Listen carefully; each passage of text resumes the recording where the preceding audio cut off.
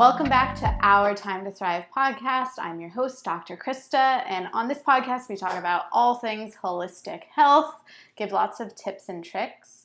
So today, we have an exciting guest. We have Gabriela Rowinsky. She is a licensed clinical social worker, and she's going to help us talk about mental health and how important that is to our overall well-being. So welcome, Gabriela. Thank you. It's good to be here. Talk about one of my favorite topics. Heck yes.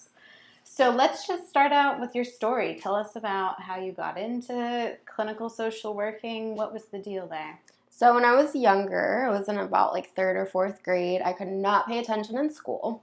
So my parents got me tested. It turns out that I had ADD.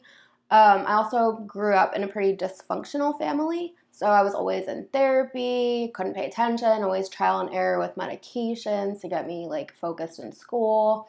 At one point, I was in the hospital for psychiatric purposes. I was having some behavioral issues. It turned out that I had temporal lobe epilepsy, so they did some testing. So what that is, I grew out of it now, but my brain was like wiring off.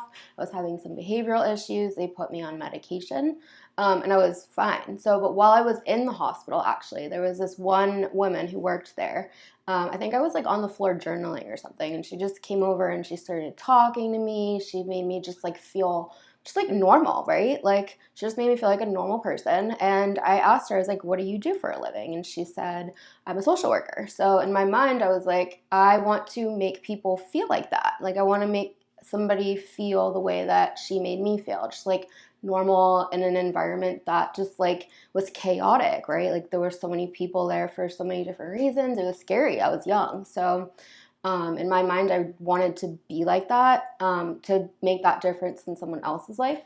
Also, I was always volunteering, like in high school. My mom was like very gung-ho about us volunteering and giving back to the community. And I figured like this would be the perfect career because I can volunteer and make money off of it, which is pretty cool, right? Like doing what I love for a living. And I'm super passionate about it, so. Yes, it's amazing when you're really passionate about your life's purpose, right? Mm-hmm. Really helping other people, and often we're preaching on here, you got to do what you love, right? Because otherwise work can be a stress, and that can impact your health and your mental health as well. Sure. So quick question about your background.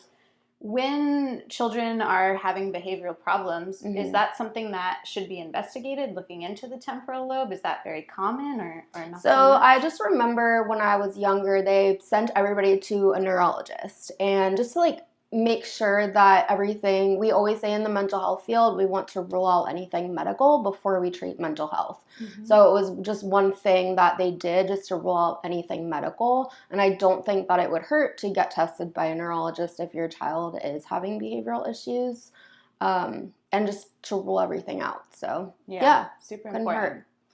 Okay, so you decided you wanted to be a social clinical worker, right? Correct. So what are you doing now?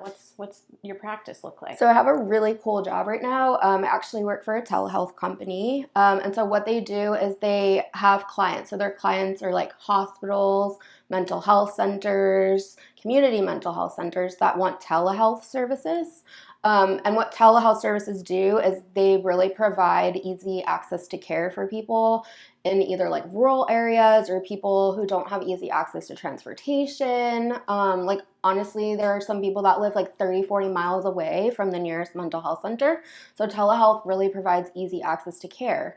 So what they do is they provide to their services to their clients, and then they hire people like me, like clinicians, doctors, psychiatrists who want to provide these services. So then what they do is they match the clinician with the agency. So they try to get a good match for, like let's say I want to work like, a typical 9 to 5, and that's what that agency is looking for. Some agencies are like mental health centers are looking for different things. So I was actually matched with a community mental health center in Michigan, which is really cool because I'm here in Florida. So all my clients live in Michigan. What they do is they'll come in through the mental health center, they'll get an intake, evaluation, and they'll request telehealth services. So then once they request those telehealth services, they get matched with either me or my coworker who works for the same company as me. So even though I'm employed with the telehealth company, I report to the agency every day. So it's an outpatient center, and all of my clients are adults who've requested telehealth. So it's more of like a lower level of care. Very cool.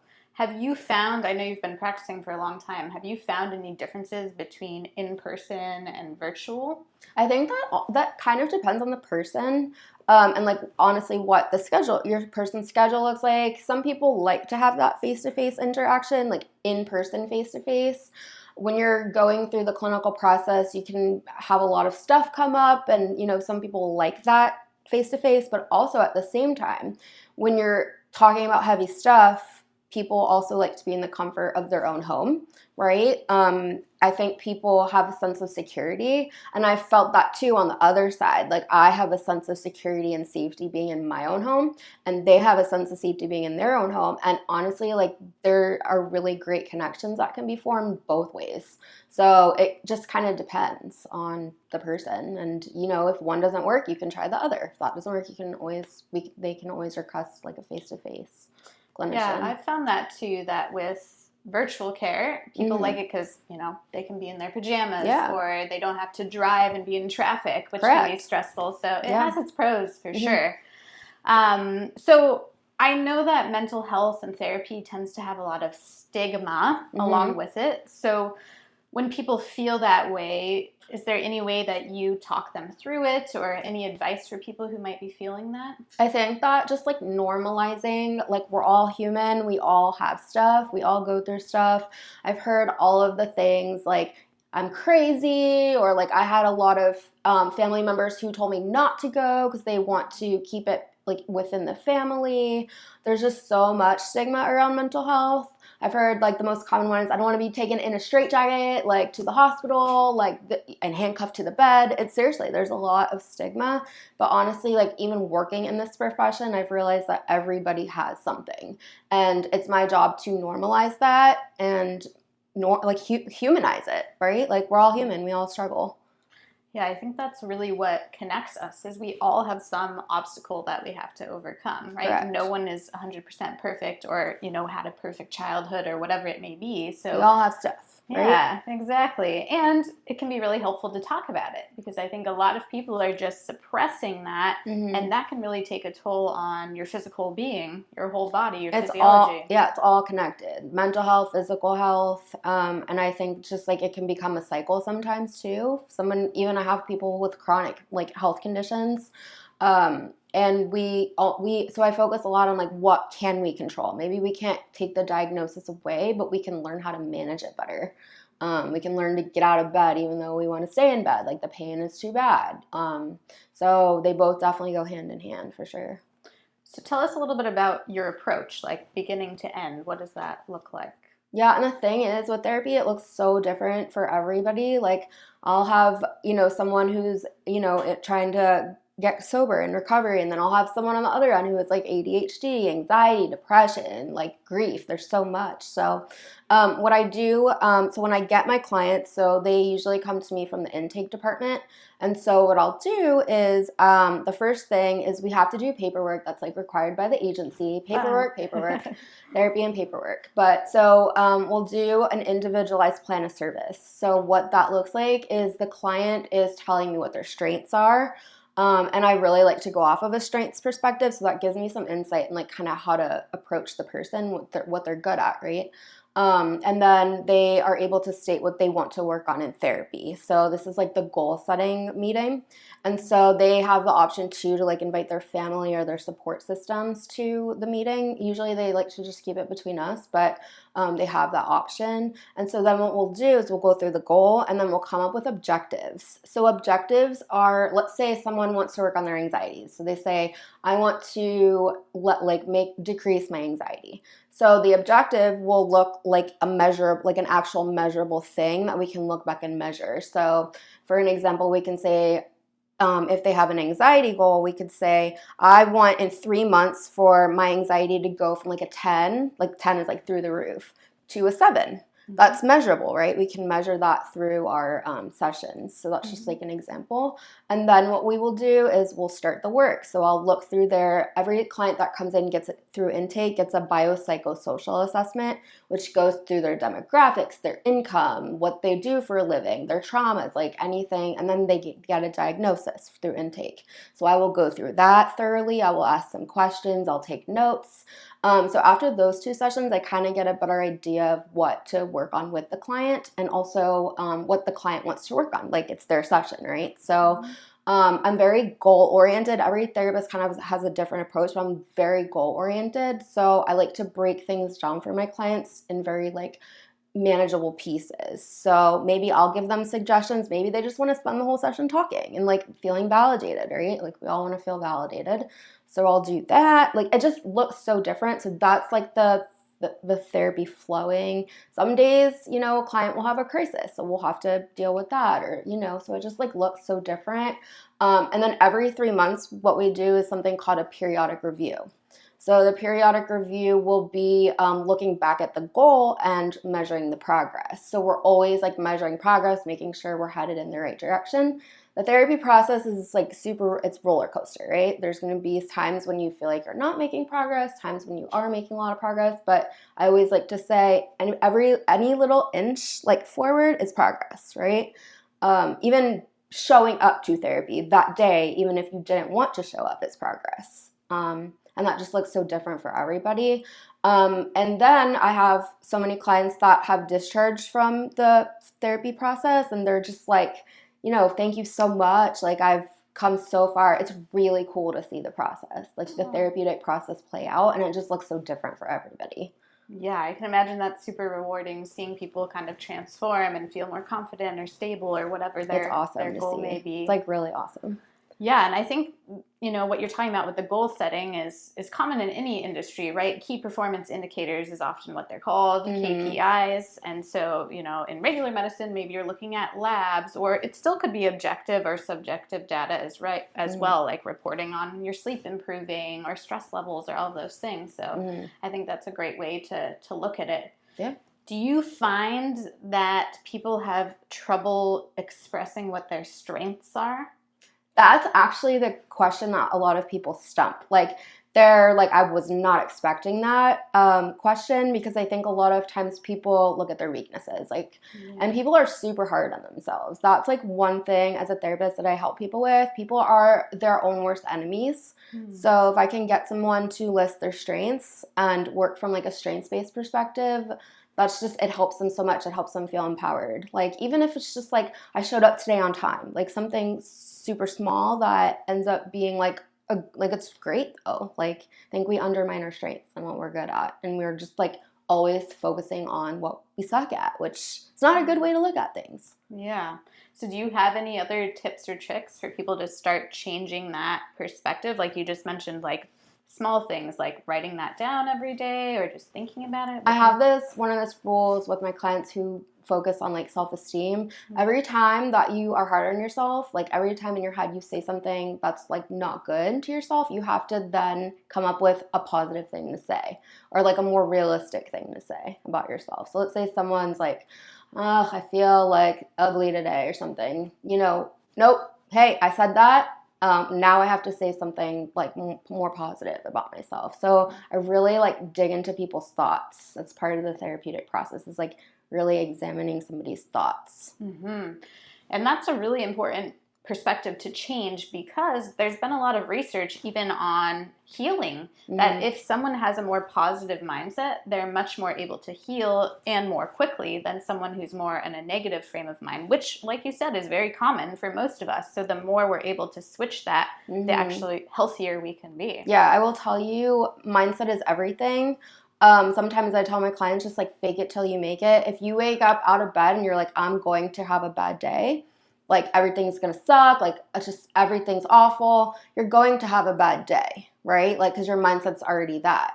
If you wake up and tell yourself not to be like toxically positive, we don't want to like be super positive, but just be more realistic. Like, there's nothing that I can't get through today. Like, I might not enjoy what I'm doing, like, or this or that, but it's not going to be as bad as I think.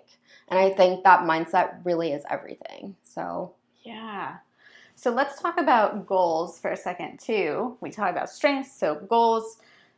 What do you think is a good advice for people in terms of setting goals? Like some people set these crazy big goals. Is that a good idea? Or just start really small or in the middle? Like, what do you think? So we have long-term goals and we have short-term goals. Let's say the long-term goal is, and I had a college professor that told me this one time, like when we're taking a road trip, right? Let's say we're going from like Florida to New York. We don't see, when we're driving on the highway in Florida, we don't see signs that say New York this way, right? We have to get closer to New York to start seeing those signs, right?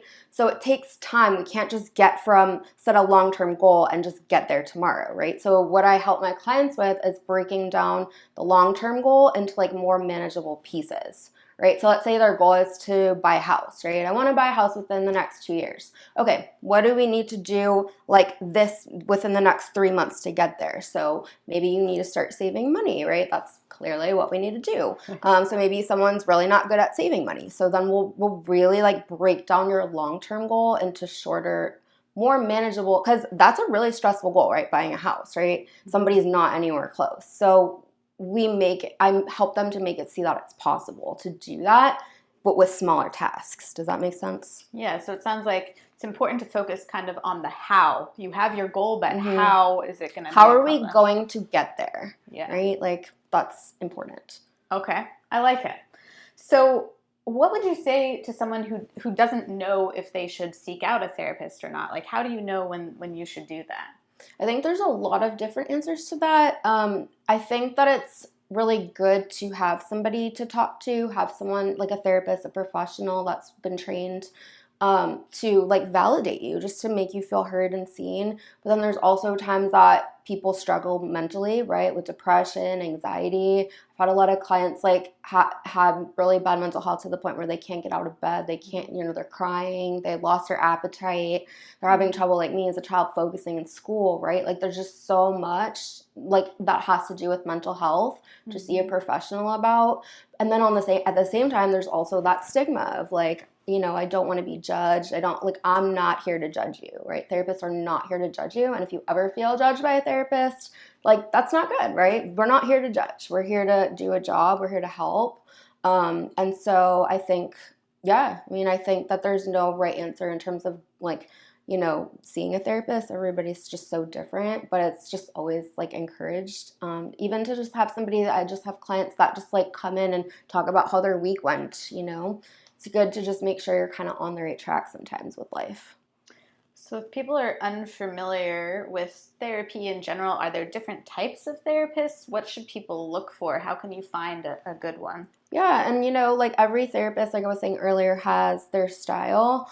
For me, for example, like I'm very to the point, I will tell you like it is, but of course we need to build trust first. That doesn't just happen overnight. So, but there's therapists that have different like letters behind their names. We have psychologists, we have licensed clinical social workers like I am. We have licensed marriage therapists. There's so many different titles. And so there's that. So if you're looking for a specific like title behind someone's name, there's that. But then there's and then again, you can have the same title, but like have a different therapist that has just like a different approach. Like me, I'm very goal oriented. Someone, but I also think too, if you're looking for something specific, let the therapist know that too, right? Because the therapist can't read your mind and know what you want. So just kind of tell them. And I know some people come into therapy not knowing that. So it's just kind of like clients also have the choice to choose or change their providers, right? Mm-hmm. So if you're not a good fit, I've had some clients that are like, this isn't a good fit. I'm not offended. Go find your fit. So there's just so much that goes into it. But do your research. So are there particular websites or anything that people should look for, or just Google someone in their area? So there's different types of payments. So for example, there's clinicians that accept insurance. Some are private pay. I would say that if you're planning to use your insurance, just call the number on the back of your insurance card and just ask them for referrals, and they should send you like a list. There's always Google. You can Google like therapists in my area. I think that's probably like the best way. A lot of clinicians have Psychology Today pages, so there's just like a bunch of different, you can even probably ask your primary care doctor for referrals. Okay.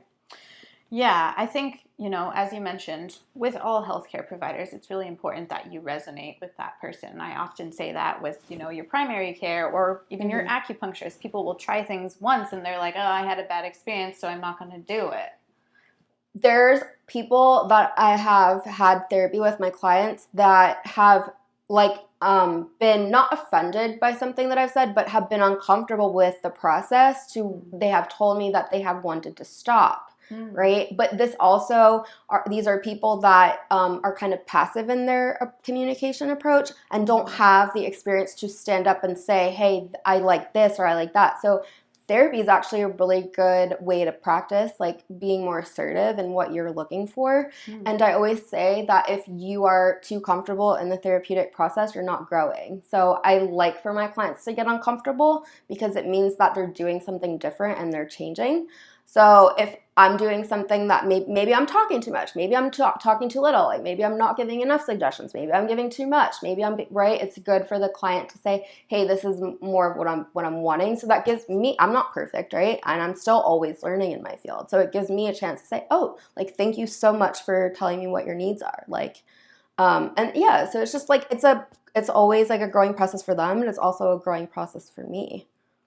Yeah. I don't know everything, right? Two-way street. Yeah. Yeah, I think we tend to call that eustress, right? It's a good stress. That uncomfortability is actually important in order to change. And a lot of change in general is uncomfortable, and people have to really feel like, I'd rather go through the discomfort of change than stay the same and be uncomfortable, right? You kind of have to weigh those two options. Yeah.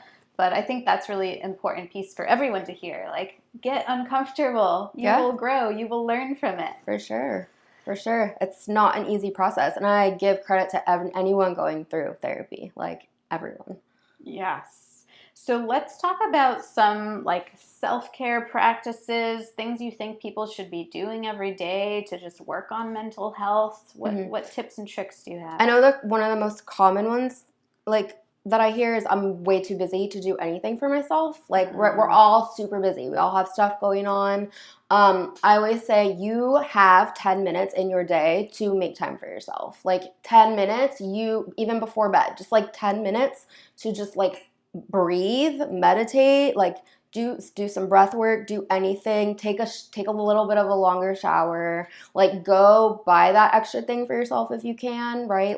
There's so much that we can do. And I also think too, people are very hard on themselves and don't think they deserve that self-care. Some people think self-care is selfish. I always say self-care is the most selfless thing that you can do, because if you are not taking care of yourself, you cannot take care of anything else. Totally. So it's kind of like a cycle. So I definitely encourage my clients to make, time for self-care. And in my sessions, we'll talk about that looks different for everybody. I assist people with helping them find their hobbies, interests, things they like to do. For me, it's fitness. I like to go out every few days a week and go to the gym, and after work, that's my way of unwinding. So it's just helping people find different things that work for them that are healthy. Okay. I find that especially my moms in my practice are the ones who really struggle with taking time for themselves. And same. They'll even say things like, I get out of the car and then I have to go straight in and make dinner and do all this. So sometimes I'll just tell them, just sit in the car for 5 minutes, right? Just take that time when you can, because your kids don't know whether you're home or not. Yeah. So it's all about just priorities. Being a little creative sometimes with what you do. Yeah, because you're exactly right. If your cup isn't full, it's really hard for you to keep giving. I learned that saying on the airplane, make sure your mask is on before you help someone else, because if you are not able to breathe, you cannot help anyone else. Yeah. So it's true. So with lifestyle changes, you mentioned exercise. Are there other things that you do yourself or you think would be good for other people? So I always say I am not a good clinician if I have not practiced what I preach. So I'm always trying to practice what I try to tell my clients, right? Because I've had that experience. I know it works. So eating healthy, that's super important because a lot of my clients will eat a lot of sugar and drinks and like sugary drinks, and they're anxious and they're wondering why they're anxious. And I'm like, well, how much caffeine do you drink a day? They're like, oh, I drink like 3, bottles of soda. I'm like, that's a lot of caffeine, and plus coffee and all that, like, so really like focusing on health, nutrition. A lot of the times with mental health, your appetite can either increase or decrease. We look at that stuff. I also work with psychiatrists, nurse practitioners, people who want medication. So another thing with medication, sometimes that is the best approach, but not without therapy, in my opinion. Like medication will help boost the symptoms, help make them a little better if you find the right one, but you also need to be working on yourself in the process. It's not just a magic pill. So I always say, we have to work with it. So medication is important to help people, people take their medication as prescribed. Some people don't do that. It really all is so just like individualized to the person. But yeah, we do go over like how to have a healthy life. I teach my clients how to cut things off, that aren't that are kind of toxic, helping clients identify even their own toxic traits that are preventing them from living that healthy lifestyle. So I think like at the end of the day, I'm really trying to get my clients like on a healthier path than what they've been on. So it's a lot of like psychoeducation regarding health, like living a healthy lifestyle. Yeah, because most of us aren't taught these things. We are not taught. I was never taught how to eat properly, as a kid. I had to teach myself. And that's super important. I tell people all the time, what is going on in your gut affects your brain, right? If you have inflammation here, you'll have inflammation here, and that can cause depression or anxiety. It's the truth. So you have to be paying attention. Too much sugar, also, right? Not good. Not good for your brain. Yeah, exactly. So I think that's great that you point out things like, sodas or caffeine or anything, because of course that can make your heart flutter, right? Does. And it may not even be the anxiety. It may just be the effect of caffeine. And then that gets you anxious, thinking that your heart's racing, and so it's like a cycle. Yeah, super important. So I'm glad you're stressing that with your clients as well. No pun intended there.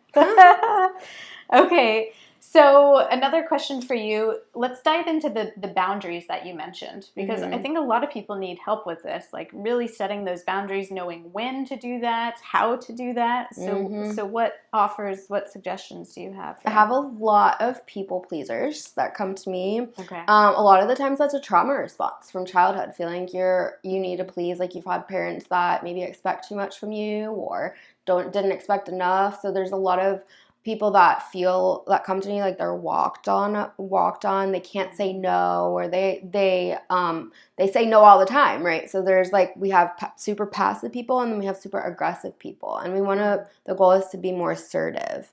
So what assertiveness is you are meeting your own needs at the same time of meeting somebody else's. So kind of about compromising. So for example, if a waitress brings you the wrong sandwich, like you didn't ask for it, the passive person will just eat the sandwich without saying anything, right? Even though it's not what they ordered. And then the super aggressive person will say like, maybe call the waitress a name, like, hey, take this back. I didn't order this. So we want to make the person be comfortable enough to say, hey, I didn't order this. Would you mind like just swapping the meat out or whatever? Like, please, right? So there's a way to communicate with people to get your needs met, but also be polite at the same time. So that's really and boundaries are important too. We can't always say yes, yes, yes, yes, yes. We need to fill our own cups too, right? We need to make sure our cup is full before we, try to please other people all the time. So we can dive into a lot of boundary setting, like in therapy sessions. It's just, again, so individualized to the person. Sometimes I help people set boundaries with their family members, right? Some family members, for example, are always asking for money or asking for this, and like my clients are like, yeah, sure, but it's like really affecting them. Yeah. So we kind of have to draw lines in some places. Why do you think people-pleasing is so common? Is that just a way people are trying to feel loved, or? It could be. I mean, I think, like I said earlier, it could be like a trauma response, but it also could be we want people to like us. Like if we say no, that's comes across as like, okay, we don't want to hang out with that person, or right? But setting boundaries is good for relationships. It's healthy. Yeah.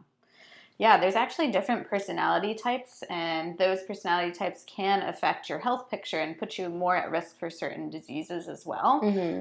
So super important to really pay attention to that, your personality traits, because it can ultimately, like, for example, if you're a caregiver, you just give, then sometimes you can be more prone to certain things. I'm not saying you're going to get this, but sometimes those people are more at risk for things like breast cancer, right? And there's studies on this. You can look it up. So it's super important to really start to make a switch there when you're feeling like you're just pleasing. And you're burned out, right? Like when we're just burned out, all of us, it's just a normal thing to feel burned out. Like, okay, there's a boundary we need to set for ourselves. Like, you know, for example, let's turn our phones off. Like sometimes let's just like turn it off and just like be in the moment, right? It's like there's so much like technology these days, or let's just go for a walk or do something to like get our mind off of like something that's stressing us out or we feel burned out from. Taking that vacation, like taking that time off, right? Like even if you take a staycation, just like make some time for yourself and you deserve it. Yeah, I think what you brought up earlier is important too, that a lot of people just don't feel worthy. It's that self-esteem, you know? So I really work with clients on, you know, self-esteem, boundaries, being assertive, just like things all help you be successful. Yeah. A lot of people feel with therapy that it all comes back to childhood. Do you feel like that's the case or not necessarily?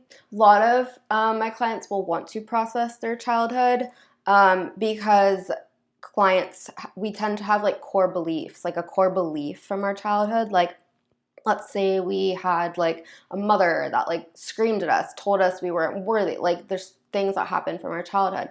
My core belief going into adulthood is I'm not worthy of this. I'm not worthy of a good relationship. I'm not worthy of taking care of myself, right? So the I'm not worthy is that core belief. And then what we'll do is we'll look at that core belief, again, the thoughts, right? And we'll work on changing that into something like I am worthy, that mindset. So once that person starts believing that they're worthy, their life will change, right? If I'm worthy, I'm not going to date someone that's, you know, not good for me. I'm not going to eat maybe so poorly. I'm going to do healthy things for myself. So it all kind of comes hand in hand. But those core beliefs we take with us. We also, not only core beliefs, we take behaviors with us from childhood, right?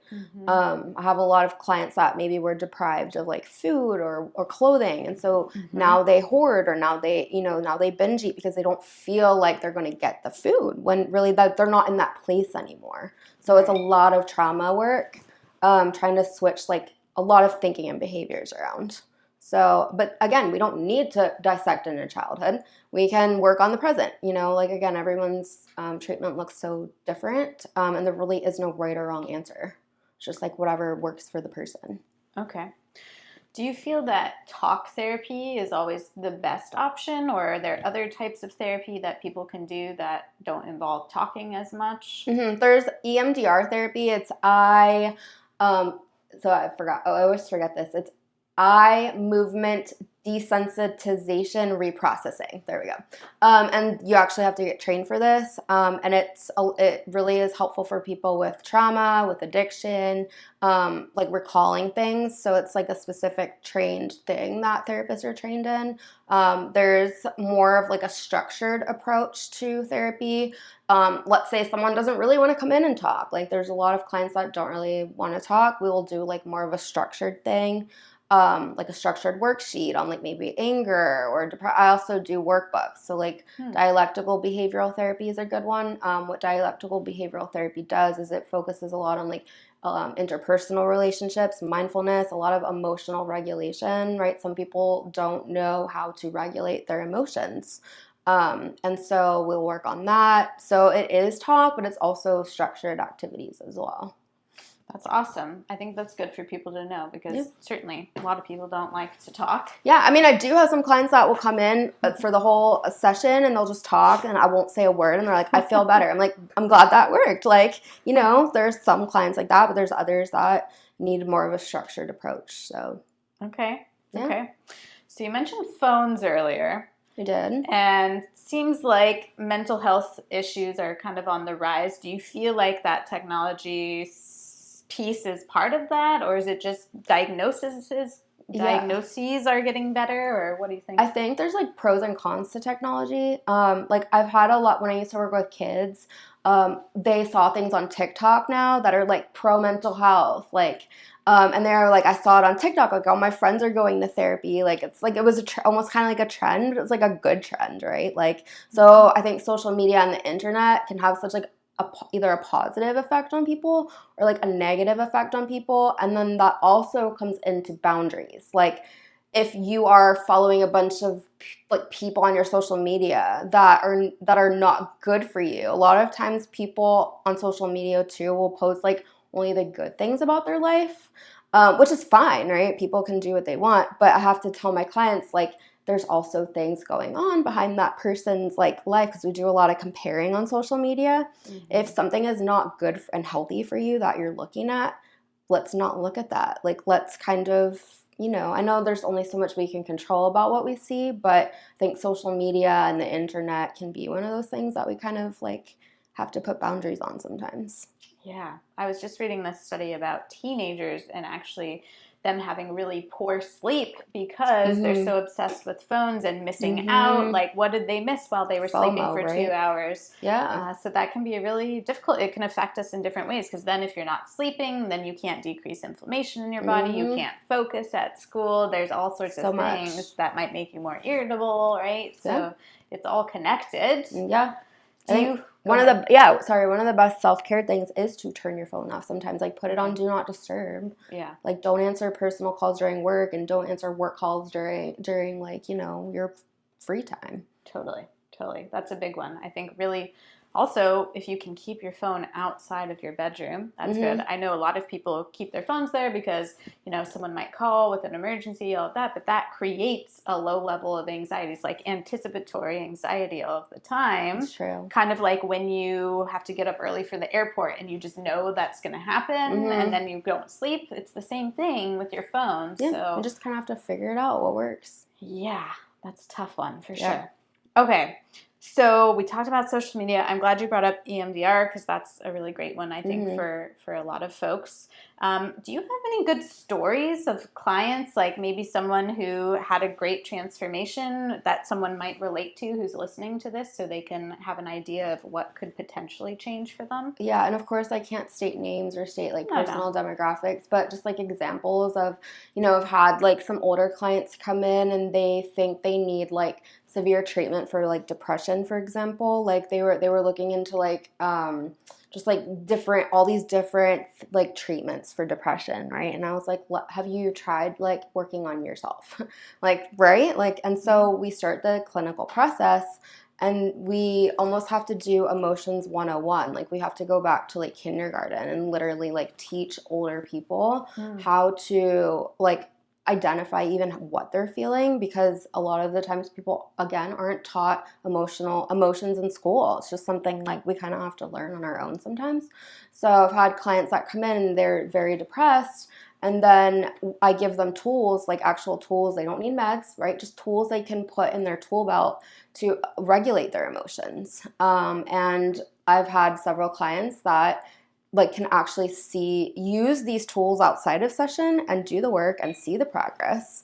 And they're like, I didn't need all of these interventions. Like I just needed like a therapist, right? And I needed to do the work on myself. Like, and I've seen like several clients like that. And it's just like really cool. Again, there's so many different stories, but it's really cool to see my clients making that progress. And I had this really crazy realization. I know it's kind of obvious, but people tell me things they don't tell anybody else. And that's just like such an honor to like have, Yeah. It's like a powerful thing. It's a powerful thing to feel that like a strong therapeutic rapport with my clients. And that's like really when the best work is done, when you have like a strong rapport. Yeah, so. I agree. I think that healing relationship is, a majority of what helps people. Yes, the little actionable steps for sure, but just having that trust and that safety with someone. Yeah, it can literally be like I can be the first person that this person is like put a little faith in, So it's a very powerful thing. That is powerful. And what a great person to Thanks. have that trust in. So how about, we haven't really talked about, if someone has friends or family who's struggling with something, is there good ways that people can support them, or any advice there? Yeah, again, everyone needs like different support, right? Even in different situations. But I think like just reaching out to that person if you see maybe something is off or changed, just letting them know, hey, is everything okay? I've noticed, maybe you're acting a little different, or like whatever the concern is, and just saying like, I'm here for you. Like, I'm here to be like a non-judgmental person in your life. What do you need from me? Right? That's an important question. What do you need from me to like be there? And maybe like don't wait for that person to reach out to you. Maybe like check in on them every couple of days just to make sure they're okay. Again, it looks so different, but that question is, what do you need from me? Some people need a listening ear, right? Others maybe more appreciate like suggestions or things. Some people don't appreciate suggestions, right? They just want to vent. Yeah. So I think just like being open and transparent with your loved one, like that's special. Yeah.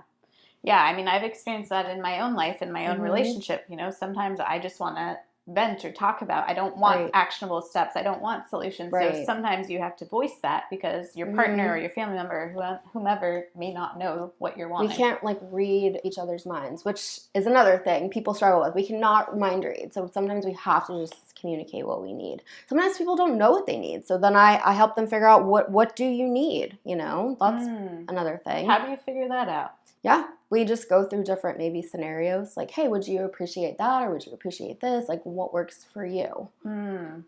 Yeah, I think that's a big one, because I think a lot of people are very unclear. Just because we're in kind of our go life, we're not really thinking about what we really want. We're just thinking about, how can I get through this day? Yeah.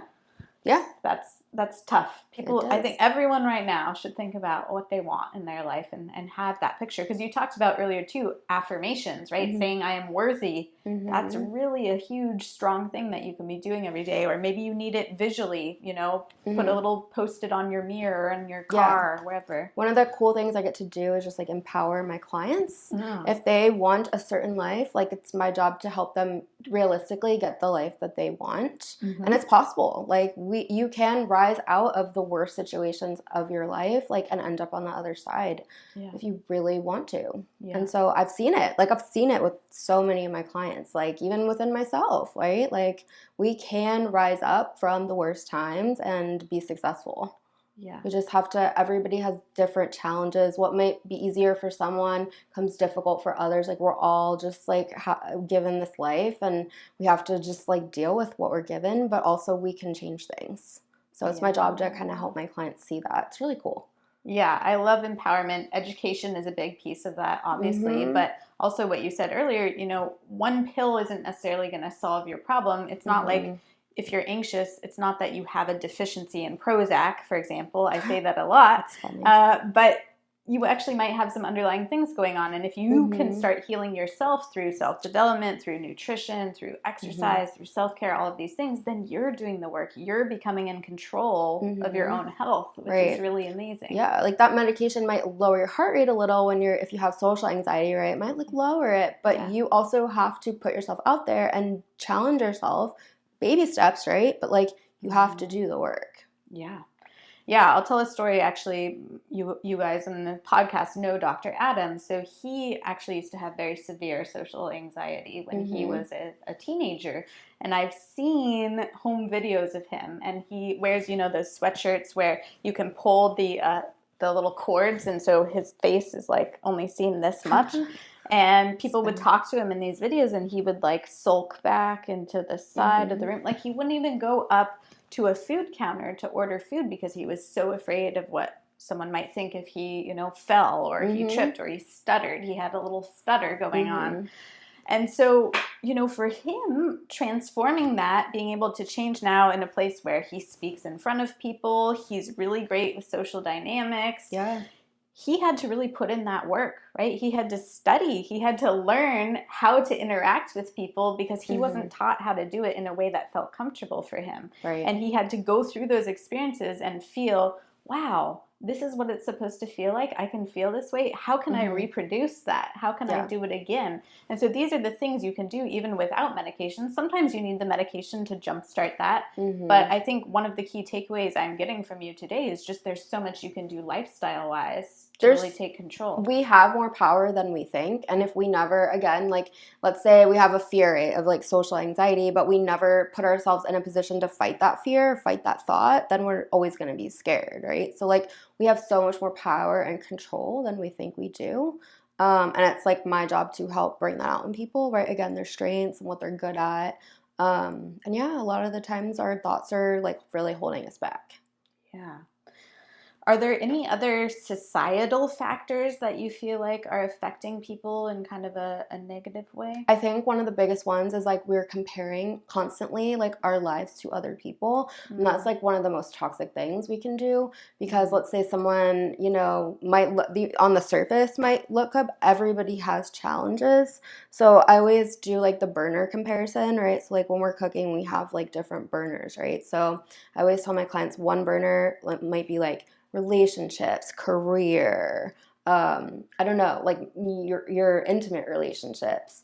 Everybody's burners are always like, some are on high, some are on low, but everybody's burners are never always on high, right? So if we can look at it from that perspective, everybody has different stuff going on.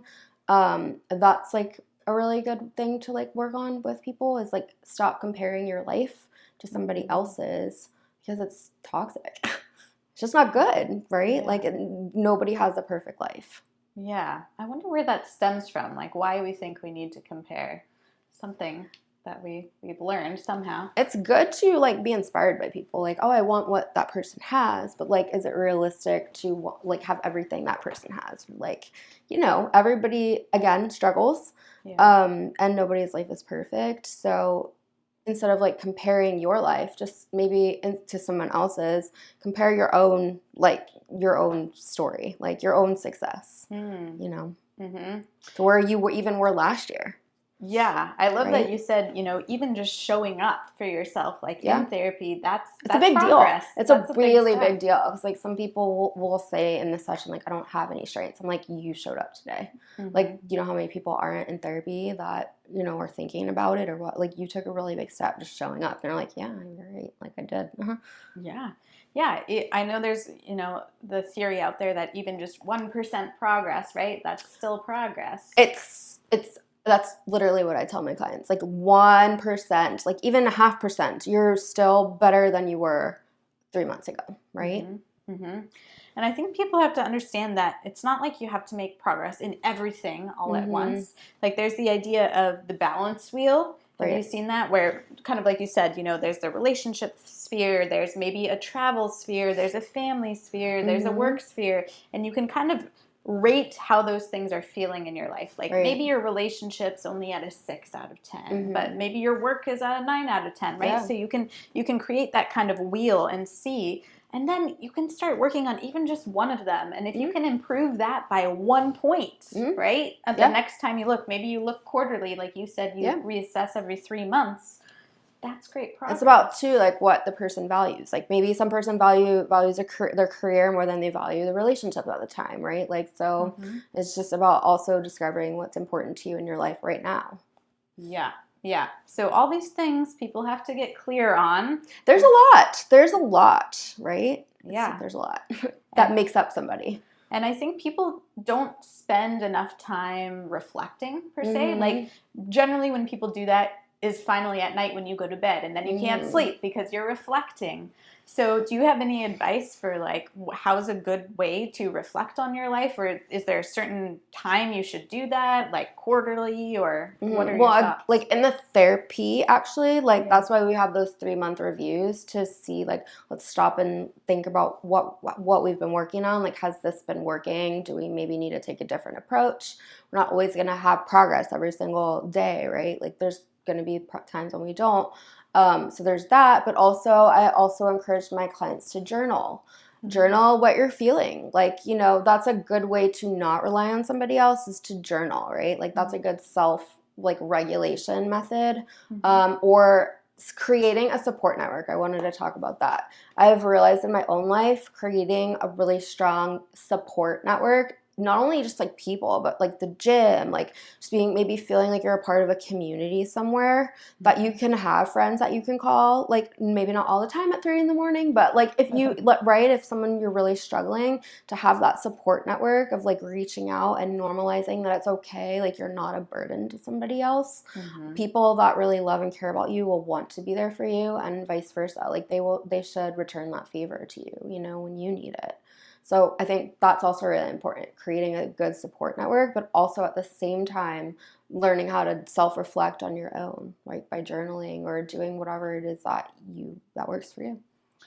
Because more and more things are, you know, on the internet, virtual, people really struggle with the social network piece. Do you have any tips for people who are struggling to find that?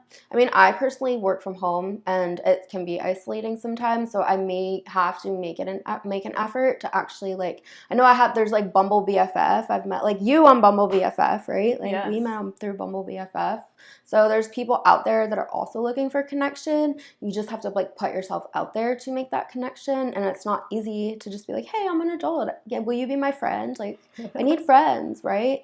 But I've also found, like, through my gym, I found like a community of people that have the same like value, like interests as me, people that like to work out. There's things to talk about, right?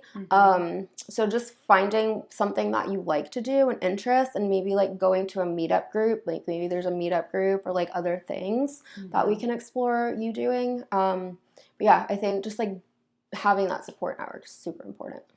Yeah, I think the meetup groups is a great option, or even, you know, I don't know, maybe there's a mom and me play group, maybe there's a library reading group, maybe there's a book group. Like there's Didn't you do that website groups for when you had your baby, the moms? Peanut? So there's another app like Bumble BFF called Peanut for moms.